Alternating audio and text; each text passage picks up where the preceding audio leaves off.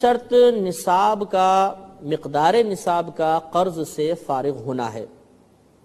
یاد رکھیے کہ ایک شخص مثلا مالک نصاب ہے، اس کے پاس اتنا مال موجود ہے کہ اس پر زکوٰۃ لازم ہو جاتی ہے، لیکن اس پر اتنا قرضہ بھی ہے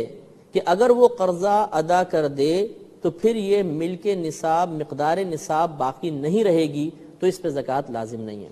مثال کے طور پر اس کے پاس کچھ پیسہ ہے، مثال کے طور پہ 20,000 روپے ہیں، اب اس سے 52.5 تولہ چاندی آرام سے آ سکتی ہے اور اس پہ پورا سال بھی گزر گیا، لیکن سال تمام ہونے سے پہلے اس پہ اتنا قرضہ تھا، مثال کے طور پہ 1 لاکھ 2 لاکھ روپے قرضہ ہے، تو اب 20,000 روپے پہ اگرچہ سال گزرا لیکن ساتھ ساتھ اس پہ لاکھوں روپے قرضہ بھی ہے، اور اگر وہ لاکھوں روپے قرضہ ادا کر دے تو یہ 20,000 سے تو ہو بھی نہیں سکتا، اور پھر اس کے پاس تو بالکل مال ہی نہیں بچے گا۔ لہٰذا ہم یہ کہیں گے کہ جو اس وقت موجودہ مال ہے چونکہ قرضے میں مستغرق ہے، گھرا ہوا ہے، لہذا اس شخص پہ زکوٰۃ لازم نہیں ہوگی۔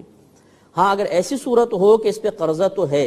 لیکن اگر یہ قرضہ ادا کر دے تو اس کے بعد بھی مقدار نصاب باقی بچتی ہے تو زکوٰۃ ہو جائے گی۔ مثال کے طور پر کسی کے پاس 1 لاکھ روپے ہیں، اس پہ سال گزرا اور اس کے اوپر 25,000 روپے قرضہ ہے،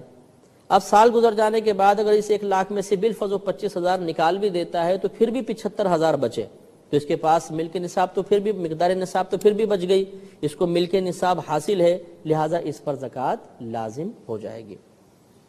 اب چونکہ ہمارے پروگرام کا وقت تقریباً ختم ہو چکا ہے تو انشاءاللہ